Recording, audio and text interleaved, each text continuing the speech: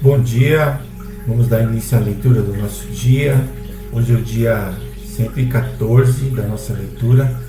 As escrituras do dia hoje são Juízes capítulo 2, versículo 6 ao capítulo 3, versículo 31. Em seguida vamos ler o Evangelho de Lucas capítulo 22, versículo 14 a 34.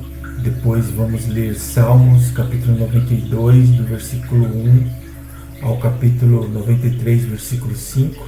E por último vamos ler Provérbios 14, do versículo 1 ao 2. Vamos dar início em Juízes capítulo 2, versículo 6. A morte de Josué. Depois que Josué despediu o povo, os filhos de Israel se foram, cada um à sua herança, para possuírem a terra. O povo serviu o Senhor todos os dias de Josué e todos os dias dos anciões que ainda sobreviveram por muito tempo depois de Josué e que viram todas as grandes obras que o Senhor tinha feito por Israel. Josué, filho de Num, servo do Senhor, morreu com idade de 110 anos. Foi sepultado em sua própria herança em Tianat-Heres, na região montanhosa de Efraim, ao norte do Monte Gaás. Toda aquela geração também morreu e foi reunida aos seus pais. E depois dela se levantou uma nova geração que não conhecia o Senhor nem as obras que ele havia feito por Israel. Então os filhos de Israel fizeram o que era mal aos olhos do Senhor, servindo os Baalins. Deixaram o Senhor, Deus de seus pais, que os havia tirado da terra do Egito, e seguiram outros deuses, os deuses dos povos que havia ao redor deles, e os adoraram. Provocaram o Senhor a ira, porque deixaram o Senhor e serviram Baal e Astarote. A ira do Senhor se acendeu contra Israel, e ele os entregou nas mãos de ladrões que os despojavam do que possuíam. Ele os entregou nas mãos dos seus inimigos ao redor, e não puderam mais resistir a eles. Por onde quer que fossem, a mão do Senhor estava contra eles para o seu mal, como o Senhor tinha dito e como lhes havia jurado, e estavam em grande aperto.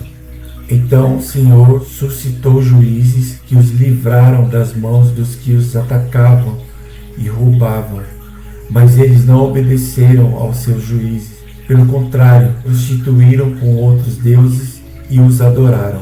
Depressa se desviaram do caminho por onde andaram seus pais, na obediência aos mandamentos do Senhor, e não fizeram como eles. Quando o Senhor lhes suscitava juízes, o Senhor estava com os juízes e os livrava das mãos dos seus inimigos todos os dias daquele juiz, porque o Senhor se compadecia deles ante os seus gemidos por causa dos que os afligiam e o oprimiam.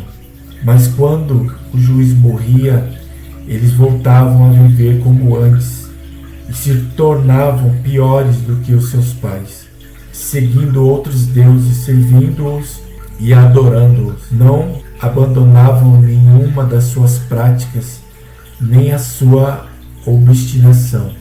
Por isso a ira do Senhor se acendeu contra Israel, e ele disse: porque este povo transgrediu a minha aliança, que eu havia ordenado a seus pais, e não deu ouvido à minha voz, também eu não expulsarei mais de diante deles nenhuma das nações que Josué deixou quando morreu.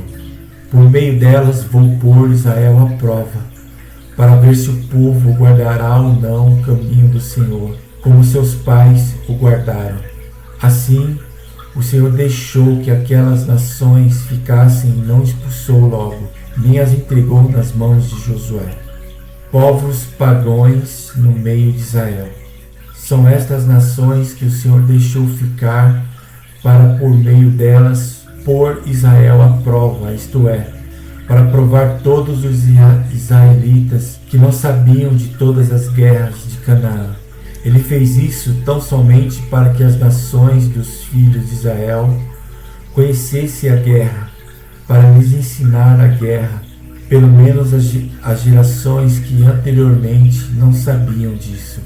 Os que ficaram foram 5 governantes dos filisteus, todos os cananeus, sidônios e aveus que habitavam as montanhas do Líbano, desde o monte de Baal-Hermon até a entrada de Amate.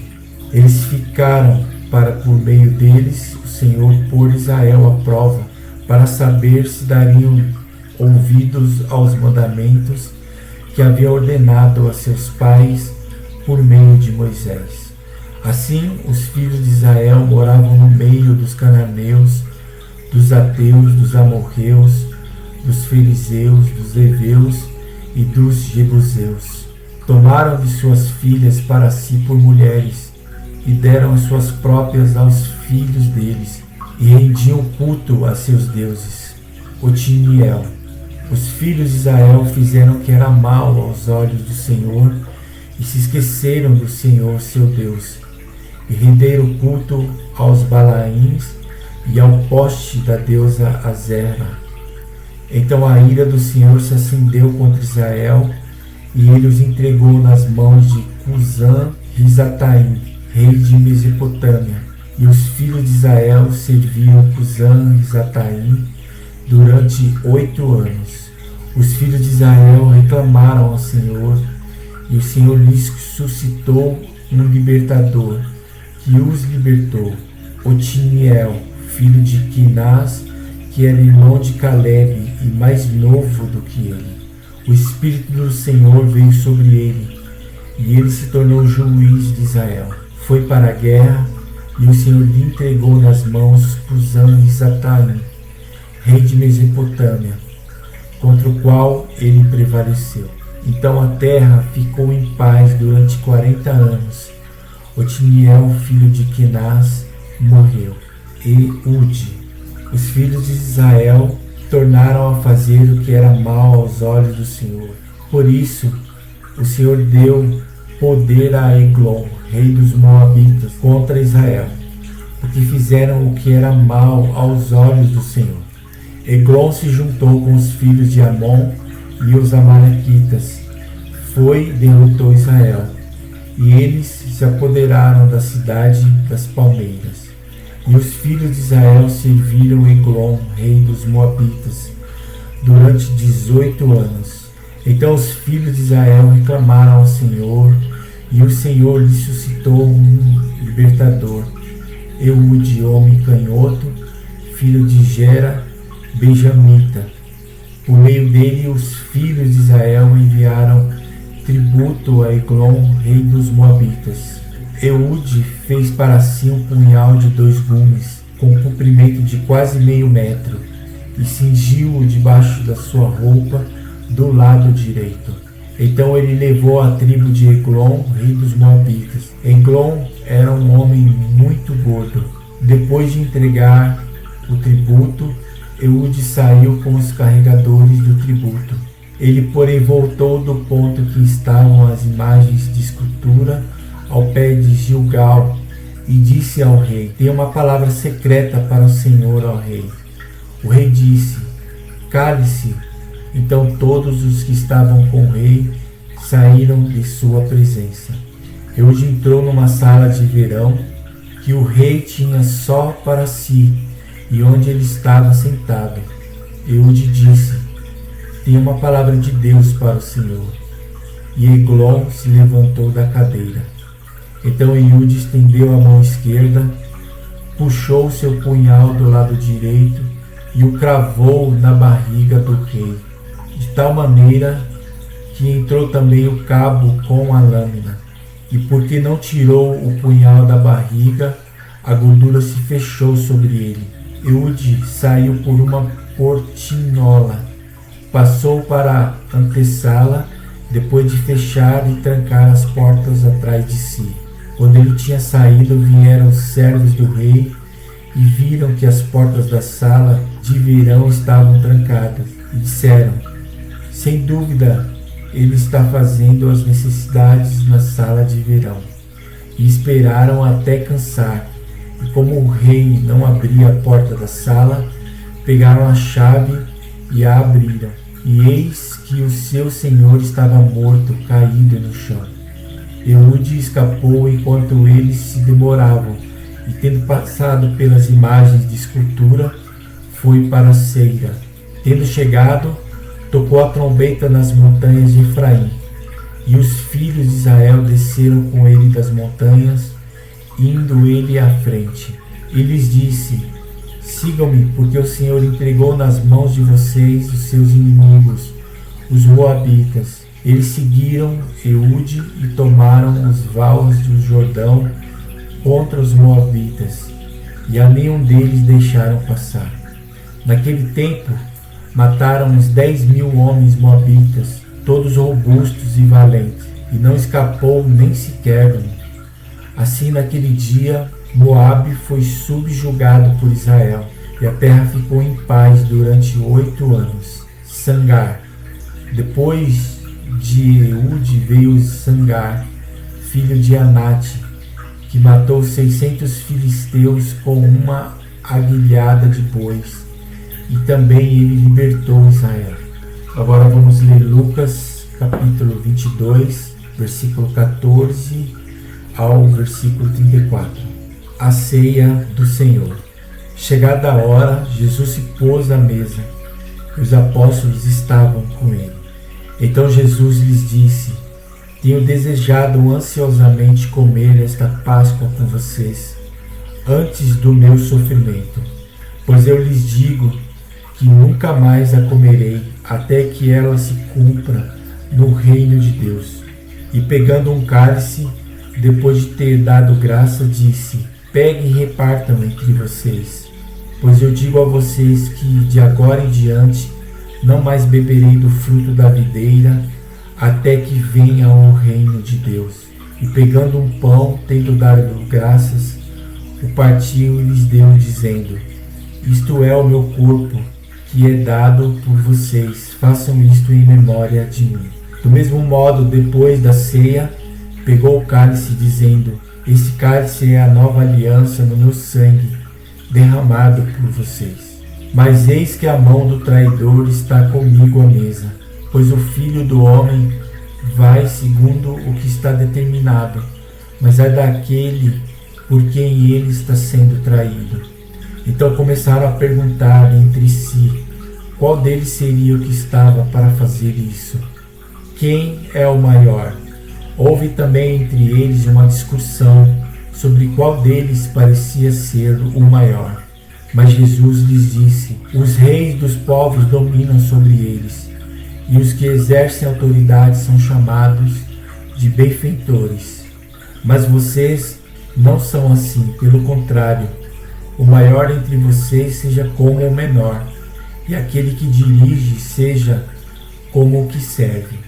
Pois qual é maior, aquele que está à mesa ou aquele que serve? Não é verdade que é aquele que está à mesa? Pois no meio de vocês eu sou como quem serve. Pois vocês são os que têm permanecido comigo nas minhas tentações, e eu confio a vocês um reino, assim como meu Pai confiou a mim, para que comam e bebam à minha mesa do meu reino. E vocês se assentarão em tronos para julgar as 12 tribos de Israel. Pedro é avisado: Simão, Simão, eis que Satanás pediu para peneirar vocês como trigo. Eu, porém, orei por você, para que a sua fé não desfaleça, e você, quando voltar para mim, fortaleça os seus irmãos. Porém Pedro respondeu: estou pronto para ir com o Senhor, tanto para a prisão como para a morte. Mas Jesus lhes disse: eu lhe digo, Pedro, que hoje, antes que o galo cante, você negará 3 vezes que me conhece. Agora vamos ler Salmos, capítulo 92, do versículo 1 ao capítulo 93, versículo 5. Hino de gratidão a Deus. Salmo, cântico para o dia de sábado. Bom é render graças ao Senhor e cantar louvores ao teu nome, ó Altíssimo. Anunciar de manhã a tua misericórdia e durante as noites a tua fidelidade, com instrumentos de 10 cordas ao som de lira e com a solenidade da harpa. Pois me alegraste, Senhor, com os teus feitos, e exultarei nas obras das tuas mãos. Como são grandes, Senhor, as tuas obras, os teus pensamentos, que profundos! O tolo não compreende e o insensato não percebe isto. Ainda que os ímpios brotem com a erva e floresçam todos os que praticam a iniquidade, serão destruídos para sempre. Mas tu, Senhor, és o Altíssimo eternamente. Porém tu exaltas o seu poder como o do boi selvagem. Derrama sobre mim o óleo fresco. Os meus olhos veem a derrota dos inimigos que me espreitam, e os meus ouvidos escutam os gritos dos malfeitores que contra mim se levantam. O justo florescerá como a palmeira, crescerá como o cedro do Líbano. Plantados na casa do Senhor, florescerão nos átrios do nosso Deus. Na velhice ainda darão frutos, serão cheios de seiva e de verdor, para anunciar que o Senhor é reto. Ele é a minha rocha, e nele não há injustiça. O poder e a majestade de Deus. Reina o Senhor. Ele se revestiu de majestade. O Senhor se revestiu de poder e se cingiu. Firmou o mundo que não vacila. O teu trono está firme desde a antiguidade. Tu és desde a eternidade. Levantam os rios ao Senhor. Levanta os rios o seu bramido. Levanta os rios o seu fragor. Mas o Senhor nas alturas é mais poderoso do que o bramido das grandes águas, do que as poderosas ondas do mar. Os teus testemunhos são fidelicíssimos. A tua casa convém a santidade, Senhor, para todo o sempre. Para finalizar, vamos ler Provérbios, capítulo 14, do versículo 1 e 2. A mulher sábia edifica a sua casa, mas a insensata a derruba com as próprias mãos. Quem anda na retidão teme o Senhor, mas o que anda em caminhos tortuosos, essa o despreza. Bom, aqui encerramos a leitura do nosso dia. Obrigado a todos pela participação. Tenha um ótimo dia, que Deus abençoe, e amanhã estaremos aqui novamente no mesmo horário, das 5h30 às 6h, e eu conto com a sua presença. Um grande abraço e até amanhã.